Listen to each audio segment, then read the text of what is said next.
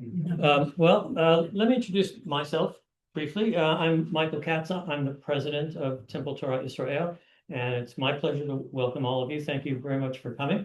Um, I'm just going to say that I had the pleasure to meet Maria almost a year ago, and we were asked to host a showing of a very informative documentary, October 8th. I don't know if anybody here had seen it.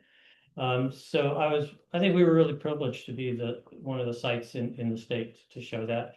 And then when Maria told me about David and our speaker and a little bit about the work of his organization, I thought I couldn't say no. So it's really my pleasure to host this event and to host David and Maria again. And I will leave it at that and let Maria take it from here. Thank you. Thank you. Thank you. Oh, one other thing, because Maria told me that there was talk about refreshment, and that was my fault. And signals were crossed, and unfortunately, I don't have them.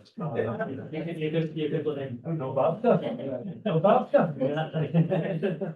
All right, thank you so much, Mike, and thank you everyone for coming today. My name is Maria Friedman, and I'm the executive director of Rhode Island Coalition for Israel. We call ourselves RICKY for short, and our mission is to combat anti-Semitism or Jew hatred, as we like to call it, and educate about Israel. So I couldn't think of a better partnership than collaborating with CAMERA, which is a media watchdog organization. And I've had the privilege of working with you, David, many times before, especially on local issues as they relate to like Brown University and other schools and problematic individuals that we have in the Rhode Island, Massachusetts area, which I know you keep your eye on, but you're also covering the whole US and doing amazing work. So this is really, I think, where our missions intersect, right? Giving that critical education about Israel and arming people with facts so that hopefully you can positively influence others as well and stand up for truth. So I just want to tell you a little bit more about David. So David Littman is the US Media Research Manager at CAMERA, which stands for Committee for Accuracy in Middle East Reporting and Analysis. It's a mouthful, so I get why they call it CAMERA. And that is where he covers anti-Israel bias in the media. Previously, he worked at an independent watchdog organization focusing on anti-Israel bias, international law, and human rights issues in the United Nations and international courts. He graduated magna cum laude from Case Western Reserve School of Law and holds a BA in International Studies. And he's also local to the New England area. So it's a pleasure to have you. I'll turn it over for you for the presentation, and we will take questions at the end. So make sure you're thinking of your questions. Thanks. Thank you so much. And thank you, especially for coming here with lovely New England weather. It's been a real roller coaster lately, going from 50 to 90 and back and forth. So I appreciate you all making it out here. And for everyone who's watching, a little about CAMERA. For those who don't know, as Maria said, we are the Committee for Accuracy in Middle East Reporting and Analysis. We have been around since 1982, and by we, I don't mean me. I was born in 1989. So it's older than me. It began as a volunteer organization that was founded by people a lot like you, people who were concerned about media bias against Israel. In the context back then, of course, it was with the conflict with the PLO and Lebanon. And the mission, of course, was to combat bias against Israel in media coverage. And our mission remains largely the same to this day, with some slight modifications or additions in scope, but nothing too crazy. Since we began as a sort of volunteer chapter organization with chapters all across the country, we've consolidated. We have the main CAMERA headquarters up in Boston. We also have an office in Jerusalem, and we have about 60 employees, over 60 employees at this time. Some of them in Jerusalem, some of them in Boston.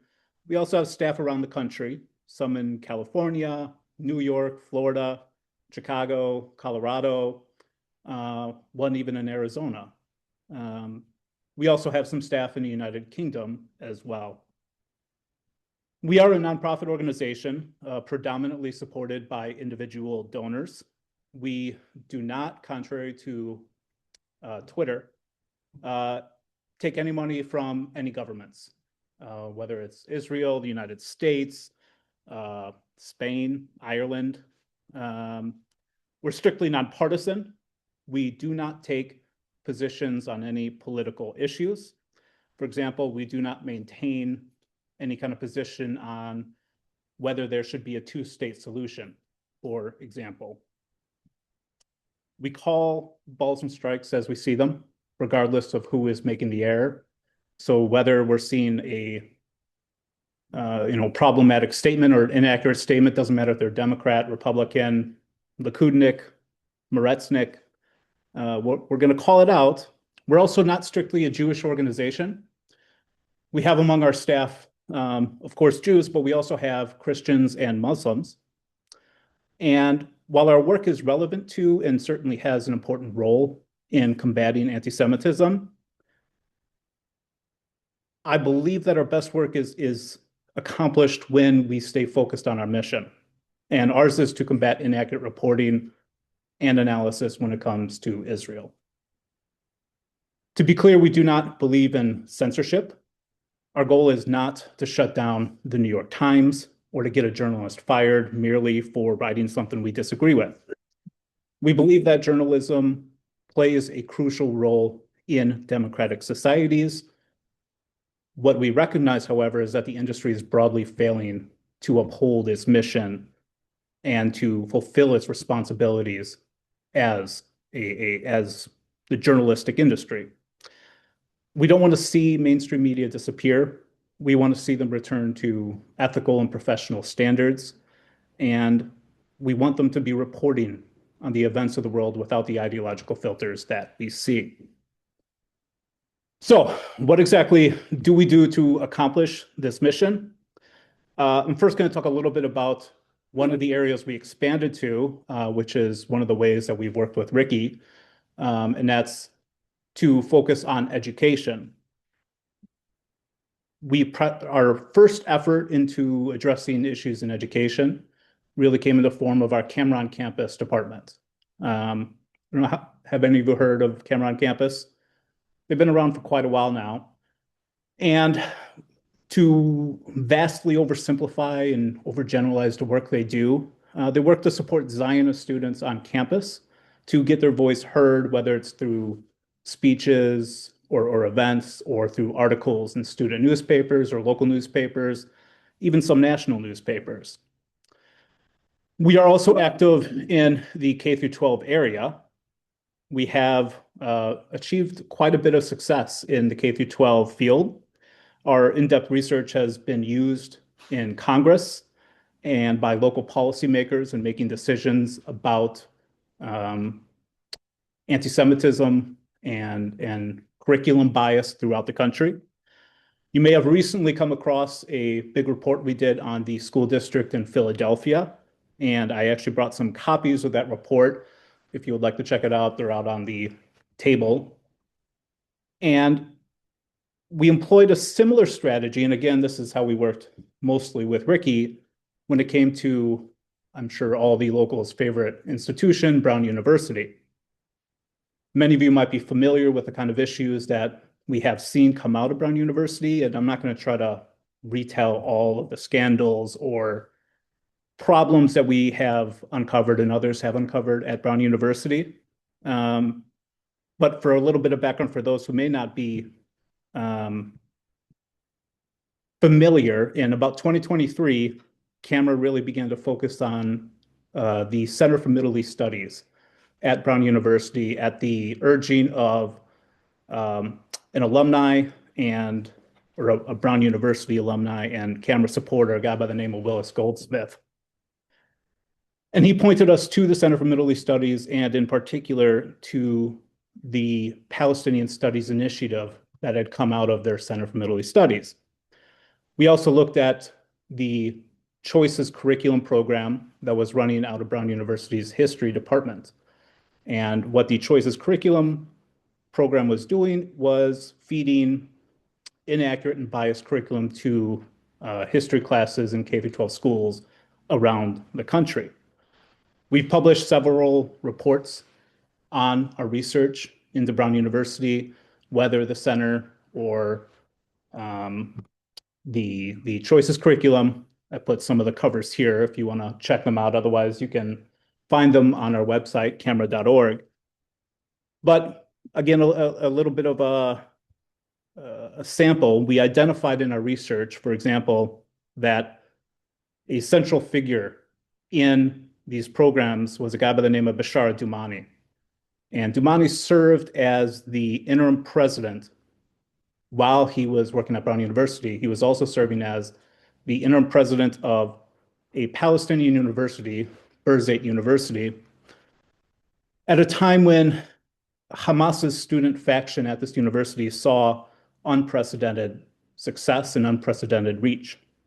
Under his watch, we saw pro-terror marches and events held, and students were incited to commit acts of terrorism. I forget the exact number, but I think there was something like half a dozen Birzeit University students who were killed during his tenure in the process of carrying out terror attacks.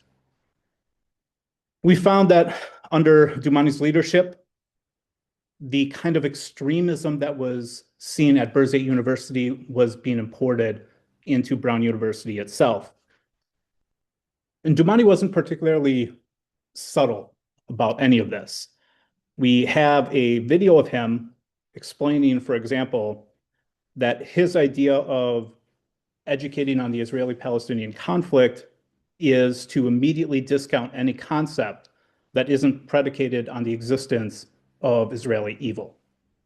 They won't even consider any theory that doesn't assume that Israel is in the wrong when it comes to the grand conflict.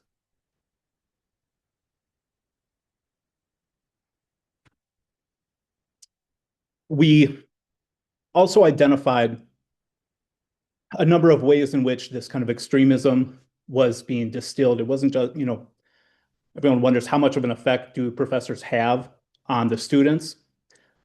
But we saw these signs of the extremism being taught by Dumani and some of the other professors being distilled down to the students.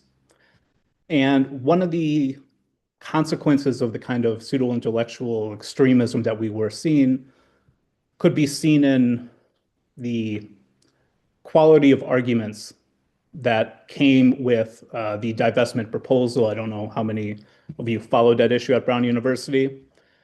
We got involved in this effort. We helped the Jewish community at Brown University and the larger community here defeat. We made a submission pointing out, I think, 45 factual errors in their divestment proposal. And I think that says a lot about the kind of education that was being promoted within the Center for Middle East Studies, that these students had this very hands-off approach when it came to facts. And that's because instead of being taught critical thinking, they were being taught ideological dogma.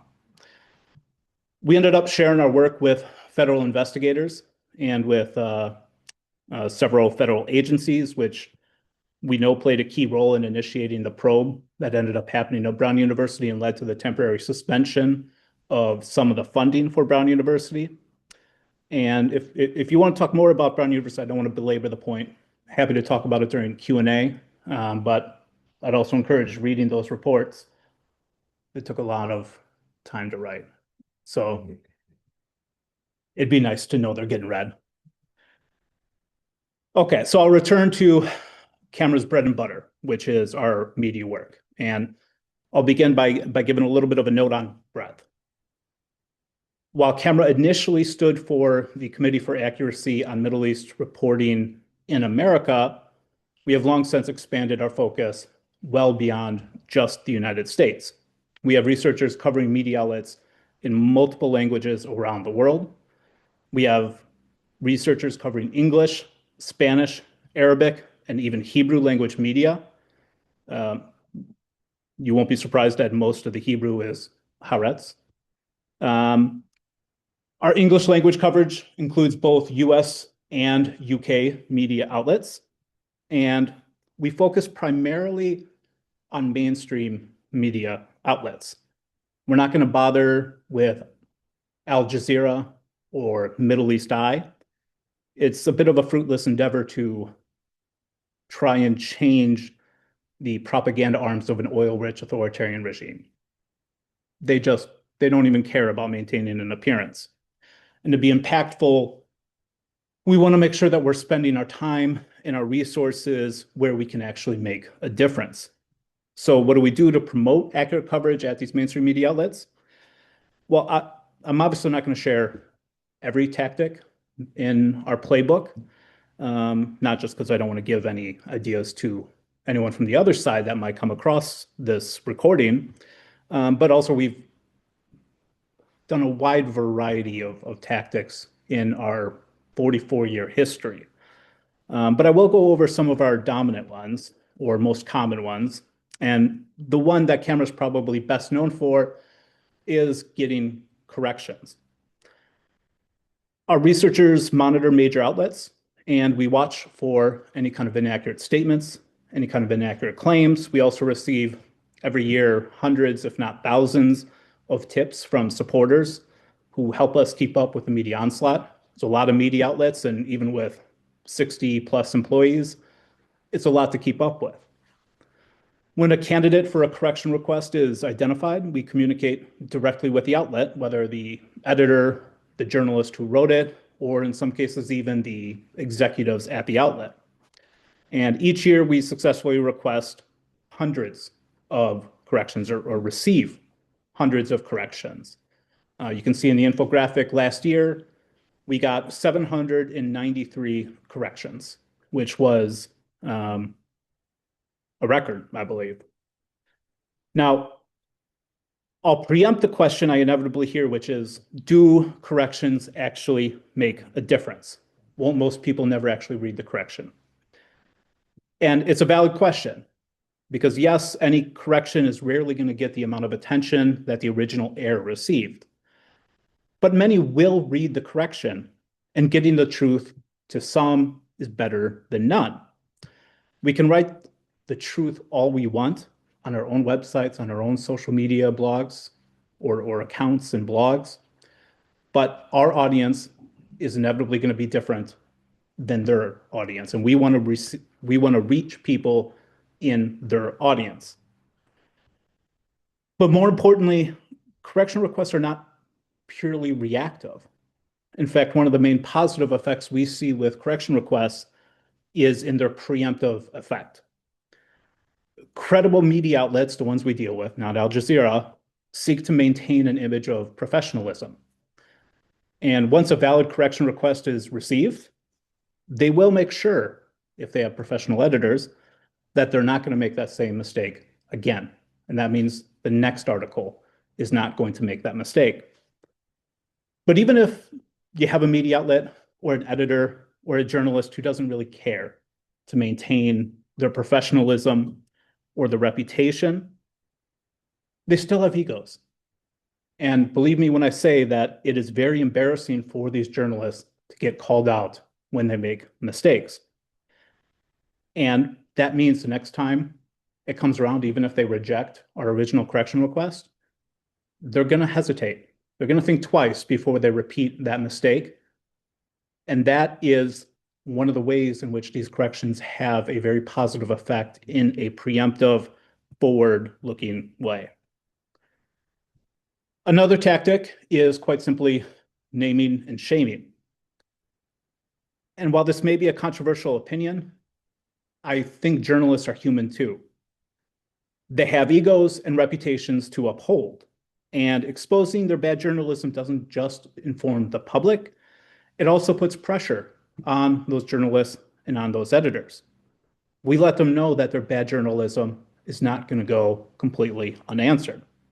And we let them know that their reputations are not immune to fair criticism. Some outlets are more sensitive to this than others. We brought a senior executive from one major international cable network to the table after relentlessly calling out his journalists. And the deal that we ended up making was quite simple. If you want us to stop embarrassing your journalists, then do your job as an editor. We saw a noticeable improvement after that. One can see how this effect works with the recent Nicholas Kristof column in the New York Times, where they claimed there was a, quote, standard operating procedure of sexual violence towards Palestinian detainees, including by supposedly training dogs to rape prisoners. The public ridicule that we all saw of this, I don't even want to use the word journalism, forced them to respond defensively. And it put the extensive criticism of this piece of journalism on the map for a lot larger of an audience than we otherwise could have, especially given that the New York Times ended up producing, and we can talk about this during Q&A, their pretty pathetic attempt at defending the column. And we also saw some other outlets, the Boston Globe, Abdallah Fayyad had a pretty pathetic response to it as well. And that helped shake the credibility of Kristof for a lot larger of an audience than we otherwise could have. And importantly, naming and shaming is a tactic that ends up building upon itself too. We create a paper trail of criticism, a paper trail of the problems that have plagued a particular outlet or a particular journalist. And the longer that paper trail gets, even if each instance didn't have an immediate effect, the more impactful later public criticism ends up becoming, whether it's coming directly from us or from anyone else, on the credibility of that outlet. And I have a great example I'll get to a little bit later. Another way in which we have an effect is quite simply to educate the wider public. Because combating inaccurate media coverage and analysis is not just about debunking lies, you also have to share the truth. You have to share the facts. And where certain media narratives are widespread or certain facts are being unreported, we work to try to get that important information out to the public.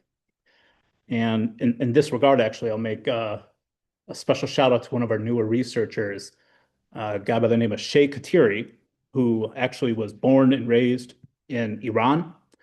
And I would encourage you to go to our website and read his columns. What you will learn about Iran and the regime and the culture there is fascinating. And it's the kind of information that you're not otherwise going to receive from the general public. Now, I'll preempt another tactic that I'm sure someone wants to ask about. We constantly have supporters asking me, why don't we just sue the media outlets? And I was a lawyer in my past life, so I'm going to beg you to believe me when I say you can't. First of all, free speech protections. Second of all, defamation and libel lawsuits have an extremely high standard. Some of you are probably old enough to remember when General Ariel Sharon sued the Time magazine over the claim that he consciously intended the massacres that occurred at Sabra and Shatila by the Christian Phalangist militias. The jury in that case found that the magazine acted carelessly and negligently, that Time magazine didn't care for the actual truth of the story they reported. Sharon still lost.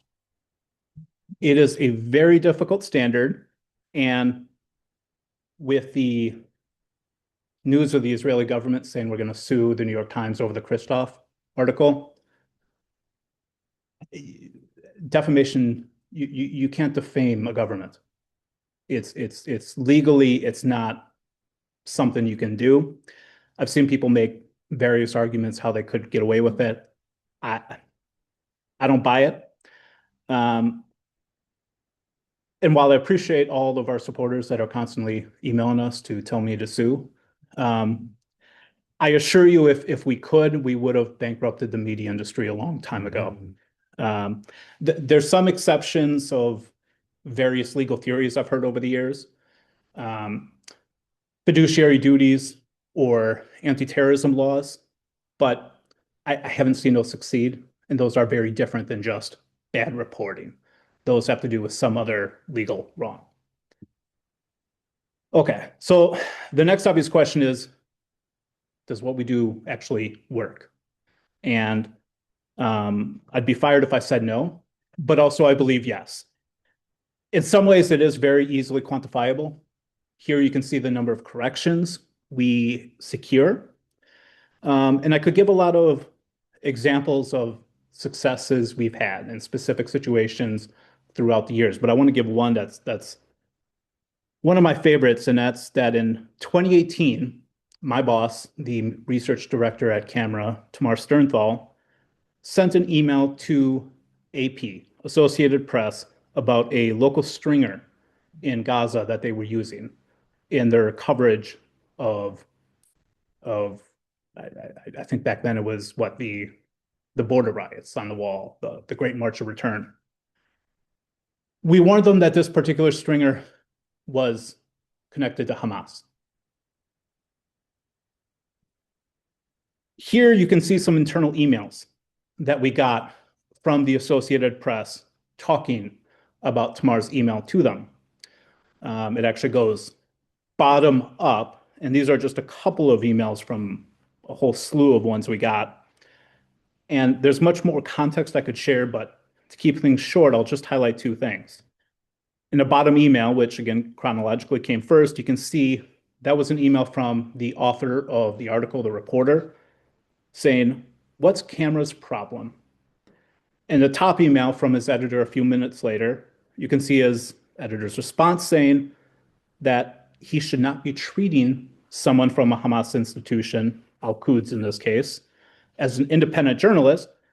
And then he includes a line that you can bet we've included in a lot of fundraising material. "I just want to shut them up once and for all." This shows one way in which we are having an effect on a major international wire agency. It shows our efforts are working. We don't need them to like us. I'm glad they want to shut us up. But this shows that they listen to us and they respect us and they fear us enough that when we write to them, they're going to take our requests and our emails seriously. The Hamas stringer, by the way, that we emailed them about is someone you probably have heard of, a guy by the name of Hassan Aslaya. Hassan Aslaya participated in the October 7th massacre. AP was paying him as a photojournalist the entire time he was in Israel with the rest of his Hamas terrorists. AP ended up getting sued over this, actually. I know I just said never sue, but this was under an anti-terrorism or under the Anti-Terrorism Act. And as I said, sometimes creating the paper trail has an effect down the road. The key piece of evidence in that case has been that email we sent them in 2018 and the paper trail we created in 2018, which shows that, yes, they knew that Hassan Aslaya was Hamas. So the good news, by the way, he was killed last year. So there is a happy ending in this case. But in short, our work goes the extra mile in terms of having an effect on media. There's a lot of great organizations out there that do a good job of posting well-crafted infographics and oftentimes very funny takedowns of bad headlines, bad journalism. And that's important work. But we want to make sure we go further and that we get results and that we work with the media outlets in whatever way we can to actually get the results, not just call them out. Okay, so enough about camera. I'll talk a little bit about media bias generally. And then we'll talk a little bit about the Iran war, of course. Depending on how much longer that goes, that's still the hot topic. The inevitable question I hear on this subject is, why is the mainstream media so biased against Israel? And I dislike getting this question because I think people expect a very simple answer. Some want me to blame anti-Semitism. Some want me to say, Qatari agents or Qatar paid off the media outlets. Others point to ideological capture. And the reality, I think, is that there is a confluence of these factors and more, and that we have several societal storms that have combined to create what you might call a perfect storm. That includes the factors that I've just mentioned, but I think there's also some more industry-specific issues going on. In recent decades, media outlets have had to deal with declining revenue. And one way a lot of these media outlets have cut costs is by eliminating or gutting their standards and practices departments. For example, at the same media outlet I was talking about earlier, where we harassed them enough that they came back to us, we had a very constructive relationship with their vice president for standards and practices for years and years and years. He retired, new guy came in. We met with him early on, and during that meeting, he literally asked us, what am I supposed to do? That was the vice president for standards and practices at major media outlet in the United States, who didn't know what his job was supposed to be in upholding standards and practices. Before long, he ended up ghosting us. And in less than a year, he ended up disappearing from the network entirely. Never really figured out what happened to him. But what we do know is that they never replaced him. They simply cut the position. We eventually became such a public nuisance to this outlet that they ended up reaching out to us, as I said, begging us stop harassing our journalists. But instead of the liaison being a standards and practices editor, it was the network's vice president for communications. His job isn't to uphold standards or ethics. His job is to protect the network's reputation. And that comes through. And I think this is a story that helps illustrate the reason why we have so much, or the decline of the journalistic industry as a whole. Outlets aren't really concerned with excellence in journalism as they used to be. They're interested in revenue and reputation. Now, how does media bias manifest today?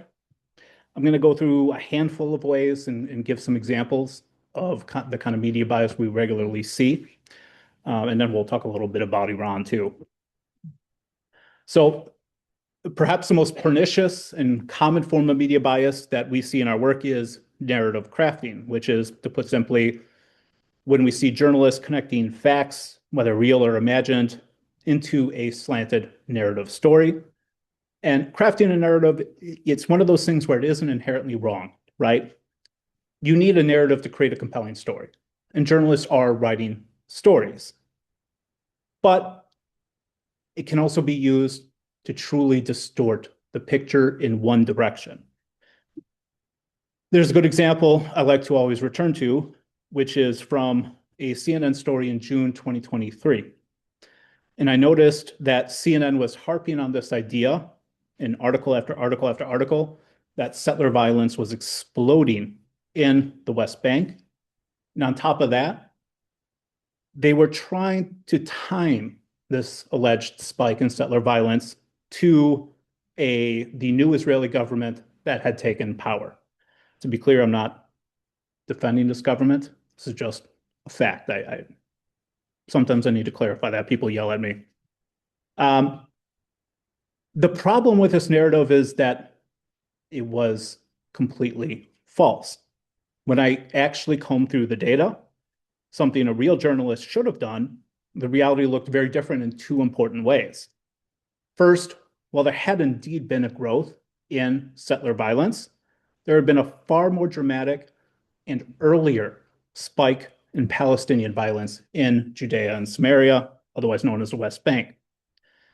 Second, the spike in violence was not correlated to the new government. It had actually begun the year before the new government took power. That is, CNN's entire narrative about settler violence in the West Bank was entirely contradicted by the facts. Not to say there wasn't settler violence, but that CNN's narrative of how that settler violence came to be was entirely skewed. Another manifestation of media bias is in selective coverage. The stories that fit the narrative are reported and amplified. Those that don't are omitted or downplayed. Oh, that didn't come out very well. But this example has to do with CNN's coverage of the famine libel in Gaza. Many of you may recall it's been years now, but the first attempt at promoting the idea that there was famine in Gaza occurred in early 2024. And this came from a series of reports from the organization IPC, the Intergovernmental, I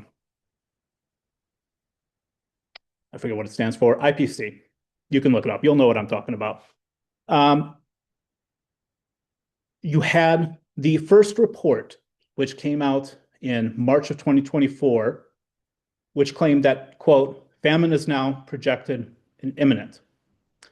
CNN reported on this report, saying there was going to be a catastrophic famine that was imminent in Gaza, according to the IPC.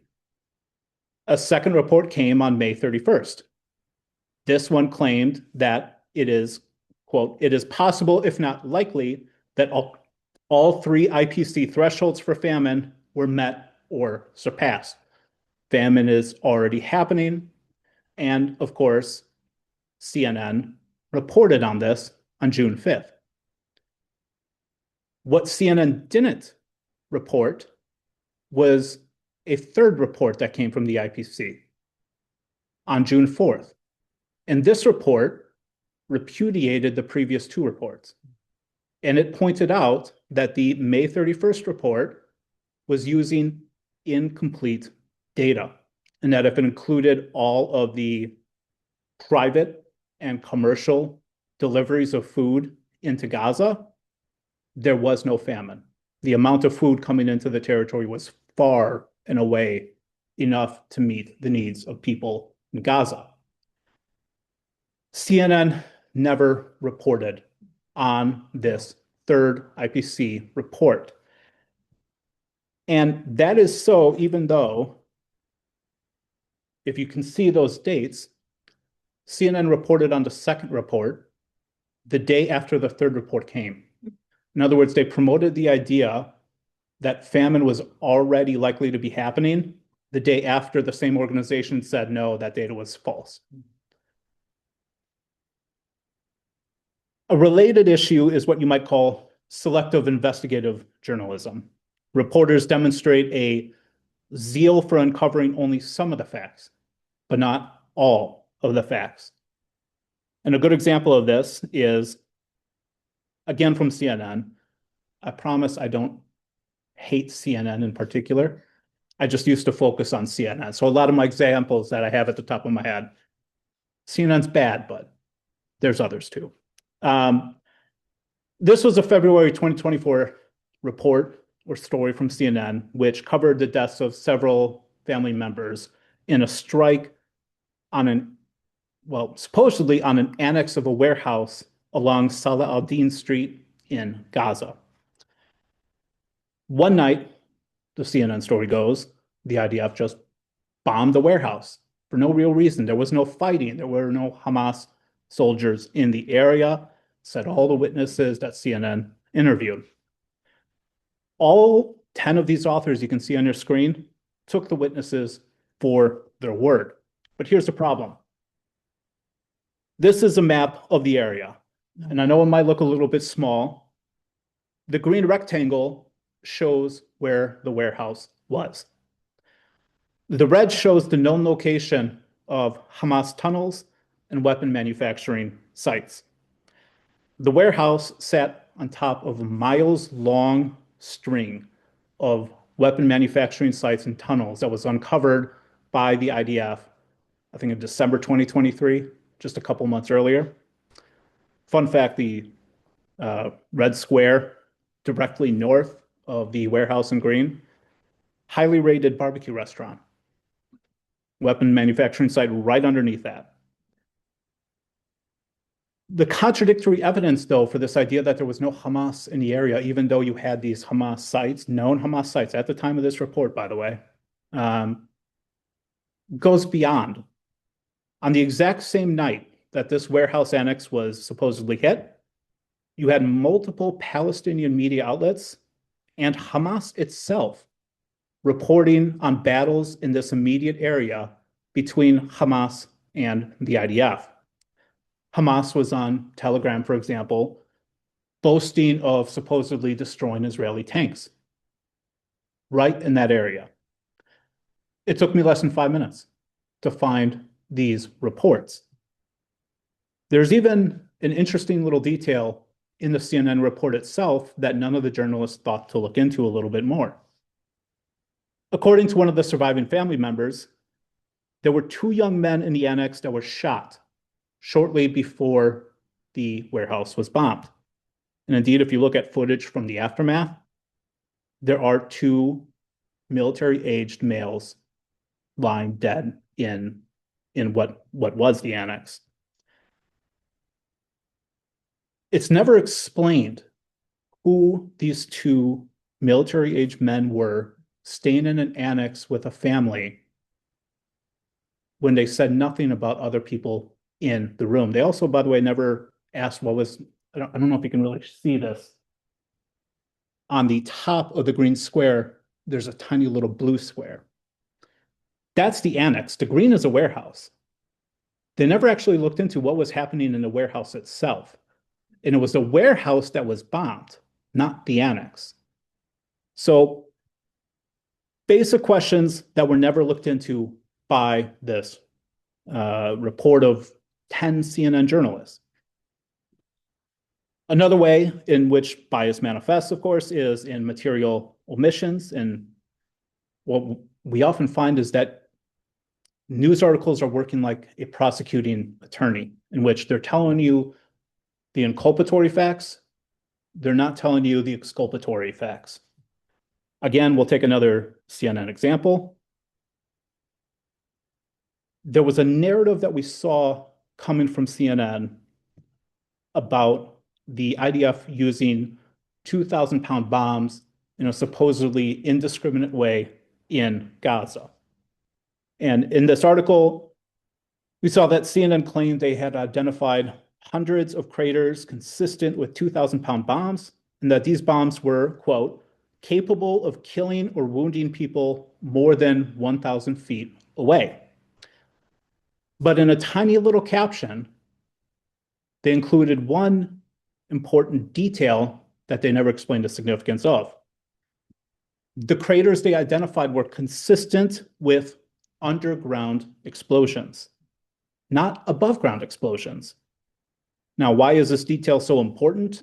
Well, I have a video here that unfortunately we can't get to work. But it is the IDF responding to this by pointing out when you drop a 2,000-pound bomb and it detonates underground, the whole point is to reduce fragmentation and to reduce the blast wave. The data CNN was using for the claim about 1,000 feet is only applicable if a bomb detonates above ground. What CNN was essentially doing here was taking data for one phenomenon and applying it to a different one. If that's not deceptive, I don't know what is. And by the way, they want to correct this issue when we wrote to them about it. And speaking of data manipulation, it's another way in which we see media bias occurring, and we regularly encounter what really can only be described as fraudulent use of data. There's this claim that we saw from the New York Times by one of their go-to propagandists, a guy by the name of Marco Orlasco, avid Nazi memorabilia collector, by the way. Here, the Times uses him to suggest that the IDF is dropping an enormous amount of bombs on Gaza at a far more intense rate than any conflict in history. Garlasco claims the IAF, the Israeli Air Force, dropped 29,000 bombs in the first 6 weeks of the war, the same amount the US dropped during the entire Iraq War of 2003. And that sounds quite shocking. Until you find out that by the entire Iraq War, he meant under 4 weeks. In other words, the 29,000 American bombs were dropped in significantly less time than the 29,000 Israeli bombs in 2023. Garlasco was deceiving the audience, and therefore the New York Times was deceiving the audience by emphasizing the entire Iraq War as if to create this perception that the Israeli air campaign was far more intense than anything the American Air Force had ever done, when in fact the opposite was true. Another way media bias is manifested, and speaking of dubious sources like Mark Garlasco, is in using dubious sources. And egregious claims that we see are regularly made based on the testimony of what can only be described as unreliable or untrustworthy individuals or experts. And a perfect example of this is the Nicholas Kristof dog rape story. And we can get more into this during the Q&A. But as I wrote in a recent essay critiquing the New York Times Kristof story, the only way you can actually believe his central claim, if you follow his citations and follow his footnotes, so to speak, is if you're willing to trust people who have already proven that they are untrustworthy. But here's a more everyday example I like to go back to because, again, CNN. In 2024, I realized that CNN kept using the same name, Qatar al-Za'anoun, as a CNN reporter, as an independent reporter, and as an independent witness, depending on the article. I decided to look into him, and I quickly found out Qatar was a Palestinian Authority propagandist. While CNN was employing this guy as their own journalist, he was also being paid by the Palestinian Authority as one of the propagandists at the official PA daily Wafa News. In this case, we were able to force CNN to add a note to all the articles mentioning that he is a Palestinian Authority propagandist, but we see this kind of thing all the time, unfortunately. Another example is the use of inconsistent evidentiary standards in reporting. And I'll run through a few examples of how outlets are applying different standards to different claims.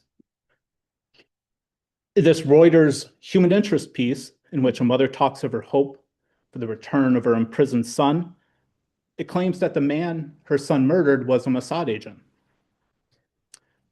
Anyone want to take a guess what the Reuters evidence for this was? The mother said so. That was it. In truth, the victim was a civilian working to repair an irrigation line. Her son came at him from behind and killed him with a hoe. We eventually forced Reuters to remove this article entirely, by the way. Another example, and this goes back to the famine claim, is a CNN story which claimed that Palestinians were, quote, eating grass as famine loomed to satiate their hunger. What was the evidence for this claim? It was entirely hearsay. A random Gazan they met said he talked to his relatives over the phone, and those relatives told him that they saw people eating grass. That was the evidence that CNN featured in the headline, or for the claim that was featured in the CNN headline, that obviously was designed to make people outraged about the situation. Another example, again from CNN, they had a story accusing Israeli forces of using human shields. And the evidence they gave for this was at least a little more substantial than the last example. They pointed to 3 pictures that were given to them by the notoriously unreliable organization Breaking the Silence. And I'm going to show you the 3 pictures, and you tell me if you see proof of human shielding. Here you can see a prisoner sitting on a floor away from any windows or doors with a relaxed Israeli soldier sitting next to a stairwell. Here you see two blindfolded prisoners sitting while a handful of soldiers are faced away with them, casually chatting with each other. And here you see three soldiers walking towards a man that appears to be standing and looking in their direction. And no, there was no additional context provided for any of these images. And so all CNN had to go on, and all we have to go on, is what is within the four corners of these images. And if you can tell me that any of these images clearly show human shielding, I have a bridge to sell you. Now let's consider the level of evidence CNN required for the Israeli claim that Hamas was using hospitals for military purposes. Hamas's use of hospitals has been heavily documented. There are dozens of videos publicly available showing tunnels and weapons inside of Gaza hospitals. We saw CCTV footage of Hamas dragging hostages into a hospital. We have seen footage shot by Hamas itself, showing its fighters using hospital grounds to stage attacks against Israeli forces. Foreign intelligence agencies have jumped in and said, yes, this is happening. And here CNN itself even admits it was escorted to see a tunnel underneath Al-Shifa Hospital. That still wasn't enough for CNN. It claims that it cannot, without a doubt, establish that hospitals were being used. Pay attention to that language. If there's any lawyers in the crowd, without a doubt is even higher than a criminal standard. The criminal standard just needs a reasonable doubt, but without any doubt, this is the kind of inconsistent evidentiary standard that we are constantly seeing from media outlets. Even the word of God herself would not be enough for CNN if it was a claim by or in favor of the Israeli side. Okay, so we'll talk a little bit about Iran and the Iran war. And there's, of course, many more ways in which media bias is exhibited, but we'll talk about current context. And unsurprisingly, a lot of what we're seeing in the context of coverage of Iran is very similar to what we've seen in coverage of Israel in the past. But there are some notable ways in which the bias has been uniquely intense.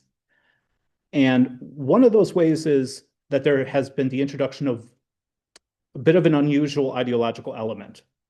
Most notably, we're seeing far-right narratives being given a level of respect by media figures that at least I've never seen in my lifetime.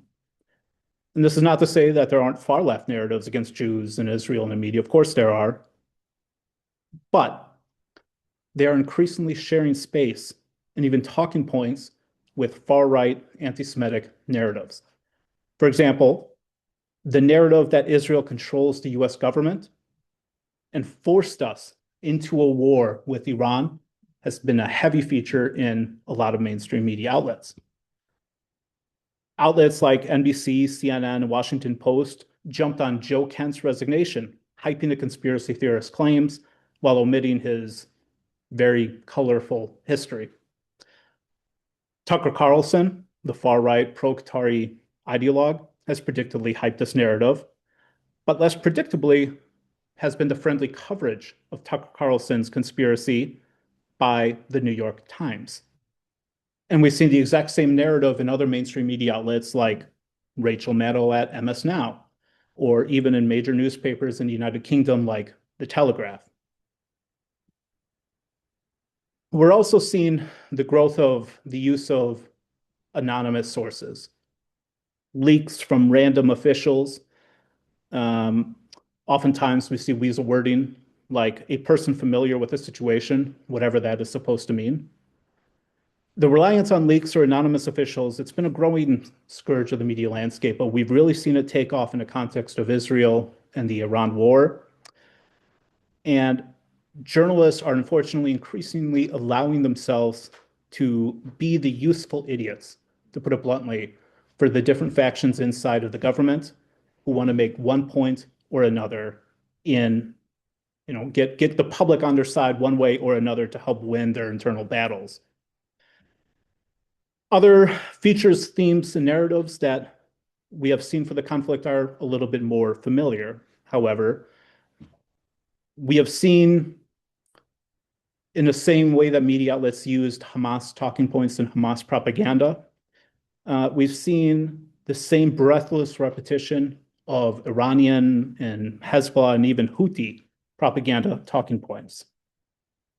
For example, in this NPR report, which was focusing on damage in southern Lebanon, it entirely omitted the presence of Hezbollah. But the authors, Lonsdorf and Rizkallah, omitted the presence of Hezbollah in another interesting way. Unmentioned in this entire article was that they were escorted the entire time by Salman Harb, Hezbollah's chief of propaganda in southern Lebanon.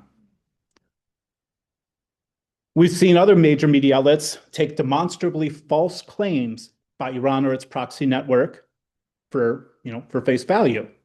This AP story accepted a Houthi propaganda video at face value, claiming that a Houthi missile hit an Israeli military facility. In fact, it hit a school. In this example from the Seattle Times, they uncritically repeated one of the propaganda talking points that Israel was somehow involved in a strike that hit the school in Manab, Iran. Notice, by the way, at the bottom, Mer News Agency. That's an Iranian state propaganda outlet. That's where they got the caption from. Another theme of the coverage that we're seeing is the omission of any agency or responsibility on the part of the enemies of the US and Israel. This Guardian article, for example, claimed in the very first sentence that Israel invaded Lebanon in 2023, and it never mentioned the word Hezbollah once. Of course, if you were paying attention, Israel never invaded Lebanon in 2023. Israeli forces wouldn't enter until the second half of 2024, and only after hundreds of rockets and drones were fired into Israeli communities.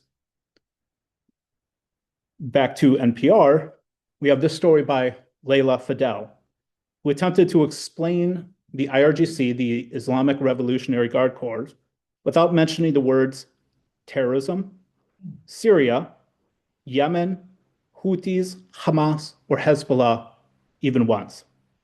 The word Iraq appeared only in the context of noting where the reporters filed the report.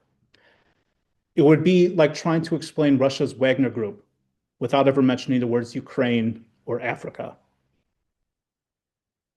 In this example, we can see from the infamously venomous Alex Crawford of Sky News. She filed a video report claiming that 3 Lebanese journalists were killed and that the IDF provided no evidence for the claim that they were members of the terrorist group Hezbollah. But the IDF didn't need to. One could identify in her own video report Hezbollah flags and martyr posters that you can see in the image on the right. Crawford knew they were Hezbollah, but still tried to deny what her audience could see with her own eyes in her own report. Finally, we have the form of bias that most grinds my gears as a former lawyer, and that's the employment of words like international law and war crimes to delegitimize actions or to attack American or Israeli forces. Let me assure you that about 99% of what you hear alongside those words is a complete bastardization of those concepts. Here, for example, we have Mehdi Hassan's Zetio News and the Iranian stooge Alan McLeod claiming that the US Navy's sinking of an Iranian warship was an illegal strike and even a war crime. Their argument was that an Iranian warship must enter territorial waters before it could be sunk. Now, you can verify this yourself. You can read through all the treaties on the laws of war. I guarantee you there's nothing in there that says a naval warship cannot sink another naval warship just because it's not in territorial waters. And as I wrote about this claim, these folks would have us believe that had the US Navy spotted the Japanese fleet on its way to Pearl Harbor in December 1941, international law would prevent us from acting until the fleet entered territorial waters. Now, any avid fans of history in here might recall the Japanese fleet, other than a few midget submarines, never entered territorial waters. They halted about 230 miles from Hawaii. Territorial waters only extend out about 12 miles. The wielding of these amorphous concepts of international law or war crimes has truly become weaponized in its propaganda against not just Israel now, but also the United States. A couple months ago, I counted how many times 5 major media outlets used the word war crime during the first 3 weeks of the war with Iran, and who they used it in relation to. Between BBC, CNN, NBC, the New York Times, and the Washington Post, we found that 88% of the mentions of the words war crime were directed solely at Israel and/or the United States. The only examples given, by the way, were the sinking of that Iranian warship and the strike on the Minab school. Meanwhile, Iran's use of cluster munitions against densely populated areas, its directed strikes against Emirati hotels, its targeting of civilian cargo ships, were rarely, if ever, discussed alongside the word war crime, if even mentioned at all. Whether this blatant bias is intentional or not is almost immaterial, because it demonstrates that these media outlets have, intentionally or not, allowed themselves to become a tool in Iran's information warfare. Now, I'll wrap up by listing a few ways you can contribute to combating media bias. And we'll open up the questions, but I do want to say that Camera did, as I said, start as a volunteer organization. And everyday people who were concerned about the problem formed up, created Camera, and we try to stay true to our roots by providing ways for our supporters and for volunteers to get involved as much as they can. I've included 3 helpful links here. You have first, if you have any questions, or even if you want to submit a tip, you see some annoying article that has some real problems and you want it to be addressed, you can contact us at our Contact Us page. We go through every tip we receive. Doesn't mean we can act on every tip we receive, but we at least take note of all of them, and those that we have the time and resources, we go after. If you'd like to be a little bit more active, you're invited to join our letter writing team, also known as our email team. Just about every week, we send out an alert to our supporters about a particularly egregious piece of journalism, and we ask for help in writing to those media outlets that are at issue and urging them to take action. We found this to be a very successful way to get results. We provide contact information, background information, and tips on what kind of arguments you can make so that your letter can be effective. Finally, the third link will just take you to a nice little guide we've put together on how to write letters to the editor. And this is what you can do on your own. You don't have to wait for us. You don't have to contact us if you don't like us. But this guide can provide you with some of the basic tips we've learned over the years so that you can get your thoughts in your local newspaper or national newspaper to, well, educate the wider public about the facts the media itself is not reporting on. So I'll end there. I probably went way over, but I'll open up for questions. Yes. Hi, this is great. Thank you. Do you do what's called reaction videos? Do you know what I'm talking about? Yeah. Those are amazing ways to get these counters that you're doing to these articles out quickly to a ton of people. Like if you were sort of like a Snopes.com for these types of articles, you know, CNN puts out something, all of a sudden now you have a reaction video with the facts, like with those graphs that you're showing. Those things will get out really, really quickly and get a lot of engagement, and get a lot of, you know, have a lot of people support, you know, Camera. So just wondering if you do those types of reaction videos. Yes. The short answer is yes, and it's something we're increasingly focused on. a lot of Camera's growth recently has been trying to build up our social media presence. And so I think we've actually developed a really good video team. We have a recent hire who I think is kind of a perfect personality for those quick video reactions. So yeah, yes, going to do it even more. And if you look on social media, we're on Facebook, we're on Twitter, we're on Instagram. I don't think we're on TikTok, and I hope we never join, but you can find us in our videos there. So, and I'll just quick note, I don't know if this was mentioned, but if you're watching on Zoom, I believe you can type in questions and we'll have somebody ask. So, yes. How does our Western media, biased Western media, compare with Israeli J24 or Jerusalem Times media? Are they biased the other way, or where can we find unbiased Right. information? It's an interesting question. Israeli media it has its own problems. They're a little bit different than the kind of things we typically deal with, in a sense that Israeli media is very much, and this is something Western media does too, they're sort of press release, what's the word? Repositories for press releases. They just kind of take statements and then repeat them. There's not a whole lot of investigative journalism that comes out of some of these Israeli outlets. And this is not to say it's an overall issue. There are some good outlets, there's some great journalists. Is there bias the other direction?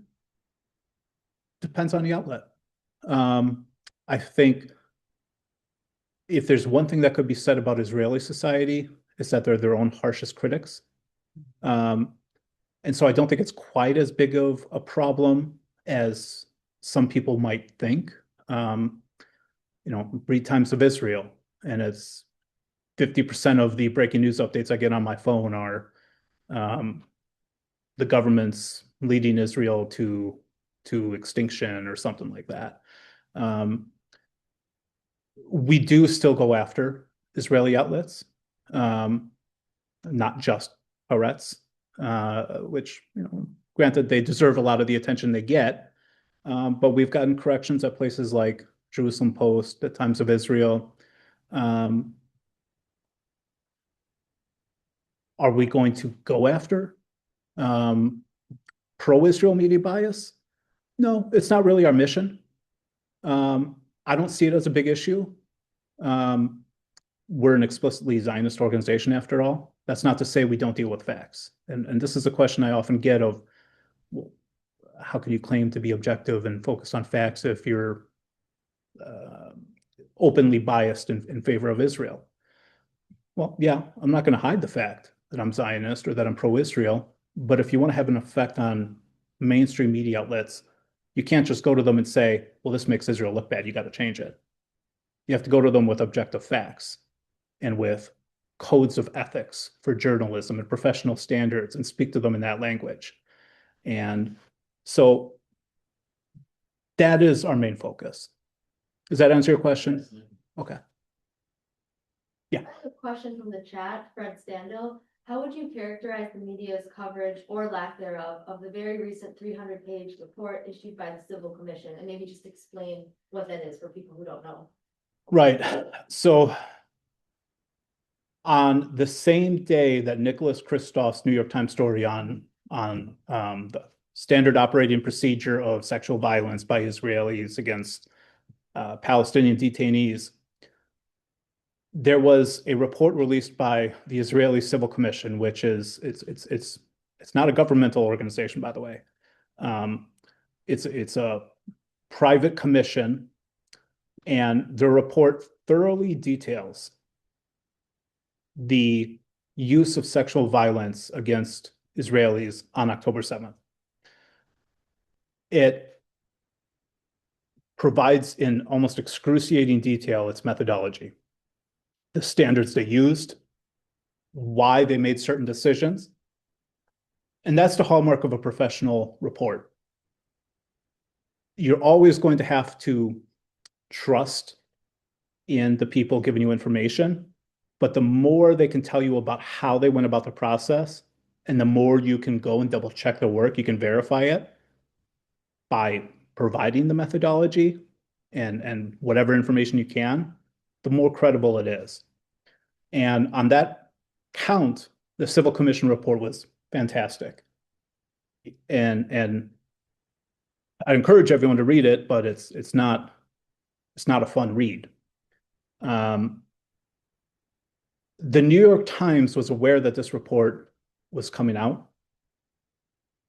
And if you ask me, that's why Nicholas Kristof published his story that day, because he wanted to distract from the attention. And we've seen this before. I recall this was sometime in 2024, there was another effort by some UN officials to claim that there was a similar claim, policy of sexual violence against Palestinians. And we were able to force them to tell us, well, what is your evidence? What is your source? And they pointed to this organization, WCLAC. I forget what it stands for off the top of my head, but it's an organization I'd heard of before. And we looked into that report and we found the same kind of thing. We followed the citations. We looked for the methodology. Of their 3 primary researchers, for example, just off the top of my head, one of them was Khalida Jarrar, who is a senior PFLP terrorist.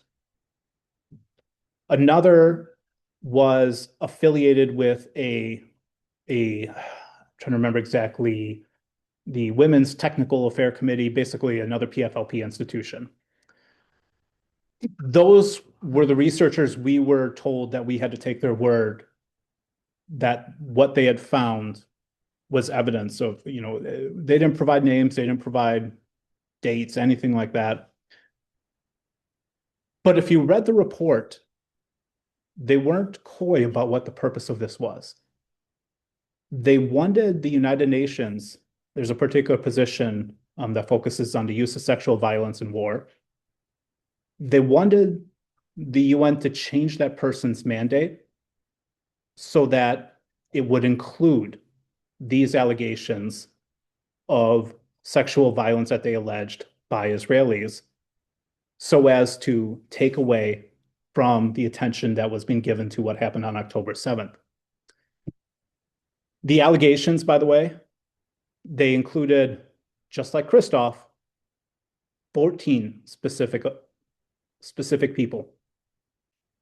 And I don't remember the exact details of all of them, but I remember that 8 of them, the allegations were that they were female detainees who were patted down by female soldiers. That was the sexual violence they were trying to equate to what happened on October 7th. Now, some of the other allegations, if true, obviously horrible. Hope the people that did it were disciplined if true. But the attempt was to create this false equivalence. And the media's failure to understand the game being played here, the media's failure to understand, to see the false equivalence that was being made, I think reflects some wider problems within the journalistic industry, which is this decline in professional journalistic standards where if somebody said something, as long as it fits my narrative, it's okay, as opposed to, I want to find the truth. I'm going to make sure my report is credible. I'm going to check my sources. I have a column coming up at JNS tomorrow, day after, where I make this point. There's this great journalistic dictum that goes back to this famed editor from a Chicago newspaper 70 years ago or something, where he says, if your mother says she loves you, check it out. And it's a great quote, and it came at a time when the journalistic industry, I think, was much more credible and had a lot more trust from the public. And in fact, the year that quote first appears in print, attributed to this man, was 1976, which was the record high year for level of trust in journalism, according to Gallup polls.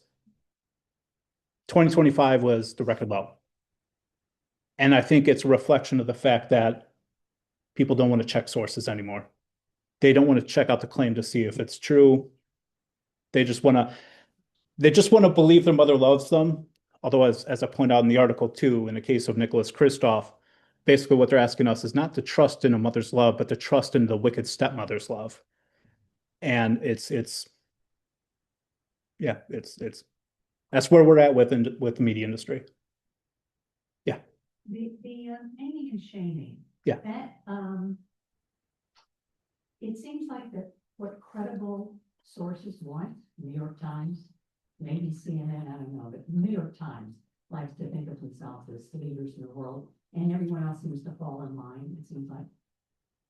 Why, I'm not saying you guys have done an amazing job. It seems like that we need a second step to it, which is showing up line by line, if need be, very succinctly, but not overwhelming people, the lies, and they are lies, that the New York Times is telling over and over with each of their articles to a point that people will quit believing them, which is what we want. Right. I mean, we need to make, it's not just naming and shaming, it's called ripping them, you know, so that people will see. And so what happens is after 4 or 5 or 6 or 7 times someone sees that they're withholding information, that they're rewriting the narrative, et cetera, people will start to question what the New York Times says. And I'm you know, we have all seen, I've seen most of us, I mean, I still get the New York Times, it only costs me $4 a month because I get one of these, but I do it because I want to see the lies. Right.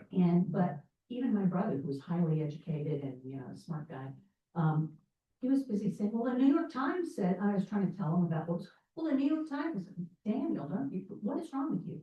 And if he doesn't know, and then a good friend of mine yesterday was busy saying, well, and she's looking at maybe converting to Judaism, but she said, but look at all the buildings that have fallen down. And I was trying to, I didn't want to go into it because I want to keep her as a friend, but it seems like we need to go to the next step of taking down the Times. I mean, so people can see, they said, and these are from primary, with the kind of stuff that you do, primary documents, it has to be in a way that the general public can take it, but they did this, they did this, they did this, they did this, they're reporting this, I don't think I really trust them anymore, they just, you know.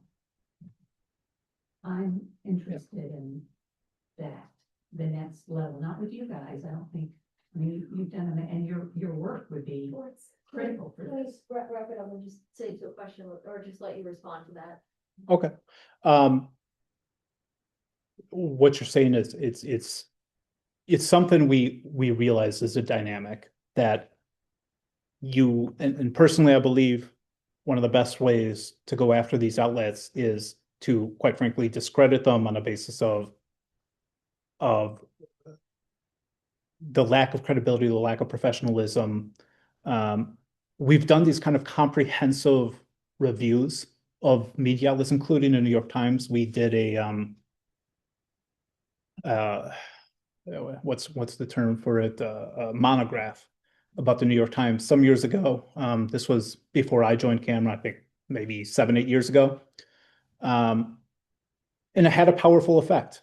We listed demonstrable ways with numbers, the way the New York Times was skewing its coverage of Israel. And it caused enough of a wave of attention that the New York Times called us up and we had a meeting with them. And for a while, it did have a good effect. One dynamic we constantly have to deal with in a media industry, though, is the personnel change. And you can have a great effect on one journalist, and then they retire and a new person comes in, you got to start it all over again. And that's kind of what ended up happening with that New York Times issue, is that the editors we were dealing with and the executives we were dealing with, they were at least somewhat amenable to us. They're gone now. And so we have to start all over again, and we have to figure out new strategies. And what I don't want to give is the impression that this is, you know, I'm not going to pronounce it right, Sisyphean task. I analogize it, I can't speak English today. I like to compare it to that there's a great quote from Rabbi Hillel. And I'm going to butcher it, but it goes essentially like, you are not obligated to finish the work. nor are you allowed to give up. And I take that to heart. We constantly have to fight this battle and we have to get the victories that we can. Are we ever going to be completely successful? I don't know. But we have to hold the line and we have to keep pushing back where we can, even if things are going to keep changing and we have to do it all over again. Yeah. So, you talked a lot about the newspapers. How about regular good old social media? Facebook, Instagram, where we're all seeing, Israel killed, 8 million children just yesterday. I mean, just so much stuff there. Should normal everyday people, should we be responding to that? Does that just give it more life? What should we do as regular consumers of? Don't watch it. For your sanity, yeah, I'd quit. But if you do want to fight on social media, we get asked that all the time about, well, everyone's getting their news from social media. Why are you going after mainstream media outlets? Well, number one, that's not true. Number two, the people on social media don't come up with these things themselves. It gets filtered down from what they're seeing in the mainstream media. And so the reason we go after mainstream media is because that's what we see as a root cause issue here. That's also why we expanded education, by the way, because we realized that the problem, it wasn't just coming down from the media, it was coming, before these journalists even graduate. But on social media, again, it's something we're increasingly focusing on. The challenge is breaking out of your bubble. And I recall seeing a very good study by Boundless Israel, Aviva Klumpus. I don't know if any of you know her. They did this great study mapping out the kind of pro-Israel social media spheres and comparing it to other groups. And the result essentially was the pro-Israel accounts on social media were the tightest bubble. Any other kind of group they could come up with were able to reach out to far bigger audiences. But we were very tightly condensed. We're basically preaching to the choir. We're preaching to each other. And that's important. You do need to arm each other with tools and to share information. But if you want to have an effect on social media, the key is to try to find ways to break out of your bubble. How you do that, I don't know. I'm not a social media expert. Happy to connect you with our social media team, see what thoughts they have. I know they've been doing a pretty good job of expanding our reach on social media, but I do know that that's the key challenge that we are facing. And so if I had to give any piece of advice, it would be find ways to reach new communities that you aren't already a part of. Whether it's, maybe you have a certain hobby and you want to find a online community of people that are interested, I don't know, let's say skiing, you're into skiing, start reaching out to those communities and building connections there. It's a good way to at least get to a slightly bigger audience than we are currently reaching on social media. Yeah. You mentioned this briefly just in your answer, but do you think journalism schools like Columbia and CUNY may help create bias? For example, some CUNY journalism instructors are columnists at the New York Times who are hypercritical of this. Yeah. The journalism schools are a huge problem. And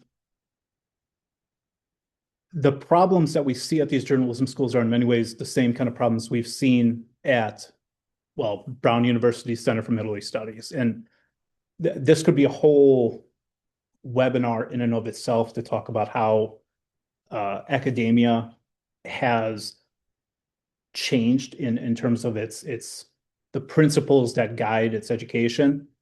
To speak generally, we've seen this shift towards prioritizing these kind of postmodernist concepts where objective truth doesn't matter.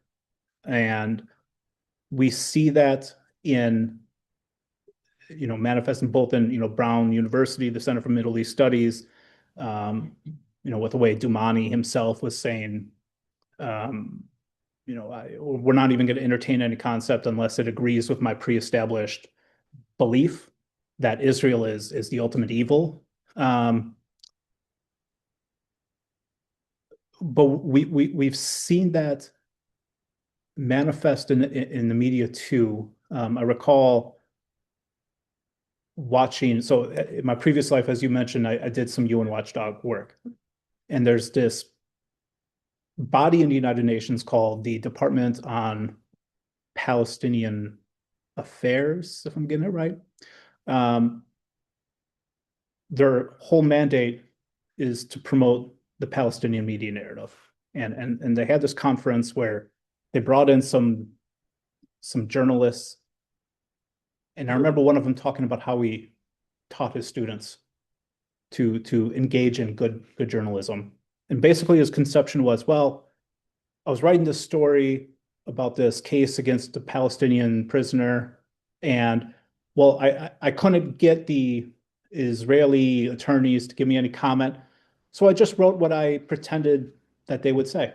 Yeah. And that's what he called good journalism, was to just lie. Like, I'm not even going to try to reach out and get the other side's perspective. I'm going to make it up. And, of course, everything he said was a straw man. He wasn't picking the best arguments. And those that kind of ideology has really captured. There's a good report or a good study on this by her name's Neetu Arnold. I believe she's now at City Journal, but I think this I forget where she was, but if you look up Neetu Arnold, Neetu Arnold, as in the cartoon character, and you look up journalism schools and her work on that, she actually did some very good research into the issue and the kind of ideology that they were pushing. I think it was at Arizona State University in particular, their journalism school. We can just do one more question and then we'll wrap up. Yeah. So who do you listen to, or where do you go to find the truth? Well, myself. No, to find the truth, it's good. Yeah. Well, what is the truth? Well, what I recommend, what I do is people ask, well, what's the best outlet? Which I think is the wrong question, because every outlet has good journalists and bad journalists. And on some issues, one outlet is better than the others. So what I really think is the most important thing to do is to quite simply get a wide variety of sources. And it helps you break out of, your own little self-contained bubble by making sure you're going and checking out all these different sources. But also, I encourage people to go and check more original sources or kind of firsthand sources or different expert sources to get different takes. You might read the Wall Street Journal or the Chicago Tribune for your kind of basic news, but then maybe check out some think tanks and see what they're writing about the subject. There's plenty of great expert commentators out there that they've been in the field. They understand the subject, whether it's Iran or Israel or the Gulf countries, and they'll present new takes on the issue that will help you understand how different media outlets are, what they're missing, what bits of information they're telling you that really can help you understand the bigger picture. I like, for example, the Foundation for Defense of Democracies. The Washington Institute's pretty good. There's the Institute for the Study of War, which is run out of West Point, which I think does a phenomenal job of covering the Iran war, for example. So too is the Jewish Institute for National Security in America, JINSA. Camera. I think we're pretty reliable. So I think, again, it's more looking for specific journalists that can really show you that they care about their profession, that they're using reliable sources, that they're checking their sources. They're not making claims that are over the top or that it can't really support. They're not making claims that can't be independently verified. For example, don't ever trust anything that comes out of Barack Ravid's mouth, because you can never check anything that comes out of his mouth. It's always some governmental source told me X, Y, and Z. And maybe it's true, but you can't know. So you want to prioritize those who tell you how they got the information and that are careful with how they say what they know. Yep. Cool.